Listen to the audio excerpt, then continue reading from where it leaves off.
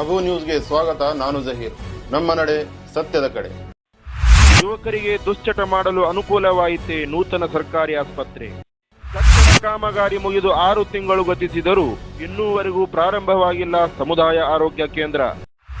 ವಿಜಯಪುರ ಜಿಲ್ಲೆಯ ದೇವರಹಿಪ್ಪರಗಿ ಪಟ್ಟಣದ ಹೊಸನಗರದಲ್ಲಿ ನೂತನವಾಗಿ ಸಮುದಾಯ ಆರೋಗ್ಯ ಕೇಂದ್ರ ಕಟ್ಟಡವಾಗಿದ್ದು, ಕಟ್ಟಡ ಮುಗಿದು 6 ತಿಂಗಳು ಕಳೆದರೂ ಇನ್ನೂವರೆಗೂ ಪ್ರಾರಂಭವಾಗಿಲ್ಲ.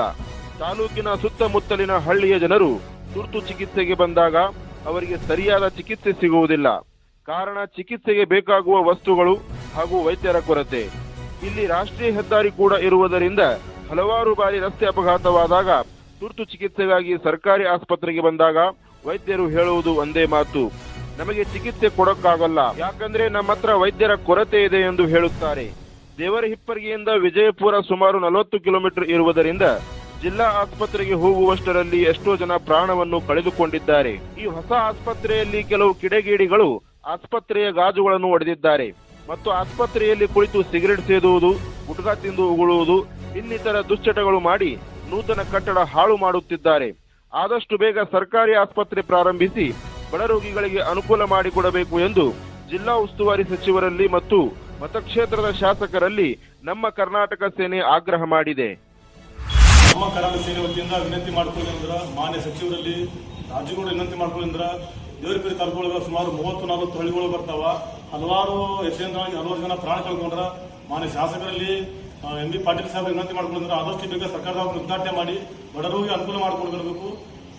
ಅದೇನಾದ್ರು ವಿಳಂಬ ಮಾಡಿದಲ್ಲಿ ನಮ್ಮ ಕರ್ನಾಟಕ ಸೇನೆ ವತಿಯಿಂದ ಉಗ್ರವಾದ ಪ್ರತಿಭಟನೆ ಹಮ್ಮಿಕೊಳ್ಳಲಾಗುತ್ತೆ ಎಂದು ಈ ಮೂಲಕ ಎಚ್ಚರಿಸ್ತಾ ಇದ್ದೇನೆ. ಈ ಕುರಿತು ನಮ್ಮ ವರದಿಗಾರರು ಶಾಸಕ ರಾಜುಗೌಡ ಪಾಟೀಲ್ ಅವರೊಡನೆ ಸಂಭಾಷಣೆ ಮಾಡಿದಾಗ ಈ ವಿಷಯದ ಕುರಿತು ಕೆಡಿಪಿ ಸಭೆಯಲ್ಲಿ ಪ್ರಸ್ತಾವನೆ ಮಾಡಲಾಗಿದೆ.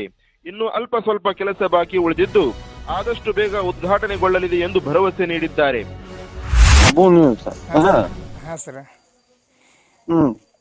ಅದು